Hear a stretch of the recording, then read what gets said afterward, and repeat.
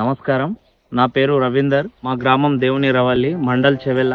మేము గత 6 నెలల కిందట కేతి గ్రీన్ హౌస్ వేసుకోవడం జరిగింది. దీనివల్ల మేము ఫస్ట్ వచ్చేసి కీరా పంట వేయడం జరిగింది దీంట్లో. ఇప్పుడు సెకండ్ బీన్స్ వేసాము. ఫస్ట్ కీరాలో మంచి దిగుబడి వచ్చింది. గ్రీన్ హౌస్ వేసుకోవడం వల్ల క్వాలిటీ బాగుంది. పంట బయటి పంటతో పోల్చుకుంటే ఈ పంటకు చీడపిరుగుల బెడద కొద్దిగా తక్కువ ఉంది.